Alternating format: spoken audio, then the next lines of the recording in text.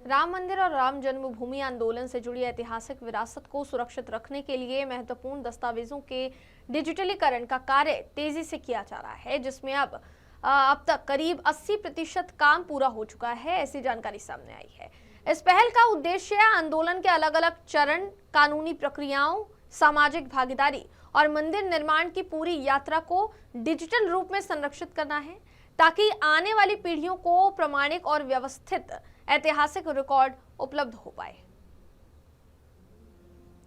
राम मंदिर और राम जन्मभूमि आंदोलन से जुड़ी ऐतिहासिक विरासत को सुरक्षित रखने की दिशा में एक महत्वपूर्ण कदम उठाया गया है।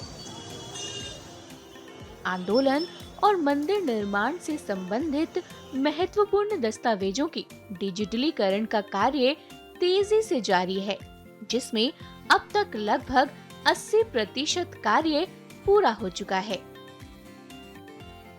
बता दें कि यह पहल आने वाली पीढ़ियों के लिए इतिहास को सुरक्षित और संरक्षित करने के उद्देश्य से की जा रही है, ताकि आंदोलन के विभिन्न चरणों, कानूनी प्रक्रियाओं, सामाजिक सहभागिता और मंदिर निर्माण की पूरी यात्रा को डिजिटल रूप में संरक्षित किया जा सके। श्री राम जन्मभूमि आंदोलन के प्रारंभ काल से लेकर अब तक, यानी कि मंदिर निर्माण तक, तमाम ऐसी तिथियां हुई, ऐसे साक्ष्य एकत्रित किए गए, जिनका संकलन जो है लगातार होता रहा है। लेकिन जो वाद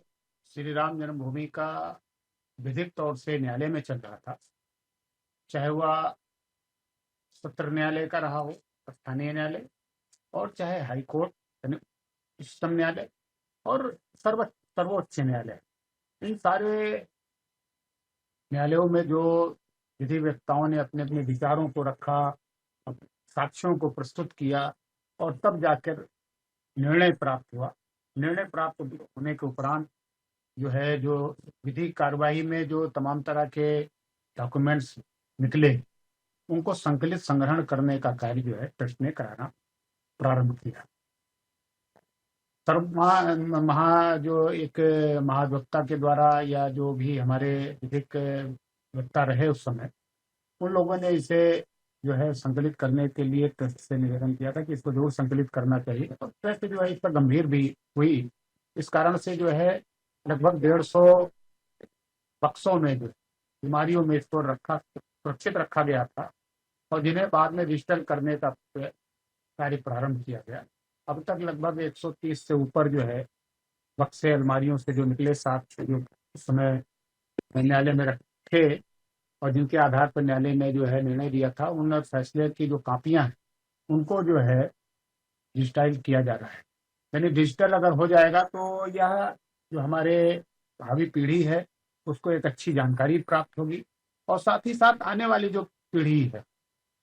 उसको भी ये जानकारी होगी कि लगभग 550 वर्षों का जो संघर्ष था किस कारण से किया गया, किस इमारत यानी किस भवन के लिए किया गया, वह श्री राम जन्मभूमि के जन्म स्थान को लेकर संघर्ष था। ये सारे विषय जब वो पढ़ेंगे और एक निर्णय की जब कापियां देखेंगे वो, और डिजिटल तौर पर देखेंगे, आजकल तो भाई डिजिटल पूरा देश जो है वो डिजिटल आधारित हो गया है। छोटी छोटी बातें जो है खबरें बन जाती हैं और तमाम तरह के जो है विषय जो है सब पूरा विश्व देखने लगता है, चाहे वो टीवी का माध्यम हो चाहे वह मोबाइल का। तो जब ये कंप्यूटर पर जब वो देखेंगे तो उनको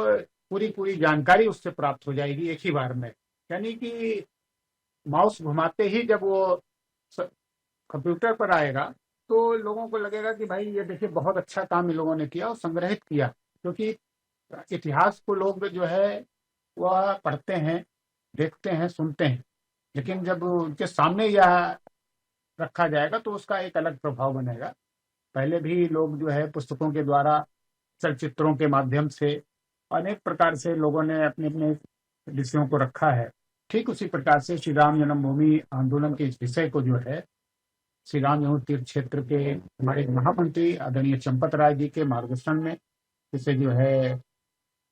प्रारंभ किया गया था, और आज जो है यह पूर्णता की ओर है। और हम सब जो है अपनी पीढ़ियों के लिए, और जो वर्तमान पीढ़ी है जो 1992 के बाद जिनकी उत्पत्ति हुई, उन सबको इसकी जानकारी प्राप्त हो, ऐसा प्रयास जो है हम लोग करेंगे। और यह कार्य जो है बड़े द्रुत गति से चल रहा है और हम धन्यवाद देते हैं आदरणीय महामंत्री जी को कि उन्होंने इसे जो डिजिटल करने का जो प्रयास कराया है वह बहुत ही अच्छा किया है। जैसे राम मंदिर आंदोलन हुआ या राम मंदिर निर्माण हुआ, ये सभी दस्तावेज किए जा रहे हैं। लगभग 475 वर्ष का जो संघर्ष था वो सारे, चाहे वो मानचित्र के माध्यम से हो, चाहे वो जो साक्ष्य प्राप्त हुए हैं उन सारे चित्रों को जो है डिजिटल किया जा रहा है, उनको कंप्यूटर से संग्रहित किया जा रहा है, तो स्कैनिंग करके उसको रखा जा रहा है। और दूसरी बात, ये इतने जो एक लंबे कालखंड का जो एक संघर्ष रहा, वो समाज को मालूम होना चाहिए कि इस प्रकार से स्वतंत्रता आंदोलन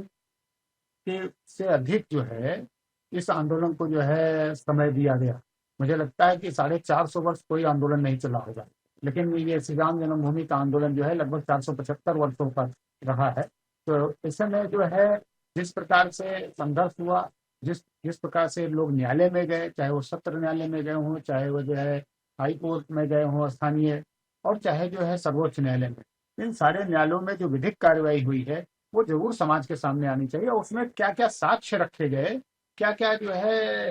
लोगों ने बहस का मुद्दे बनाए, उन्होंने रखा, अपने विचारों को रखा, वो सब जब डिजिटाइज होगा तो ये एक सुखद संदेश लोगों को प्राप्त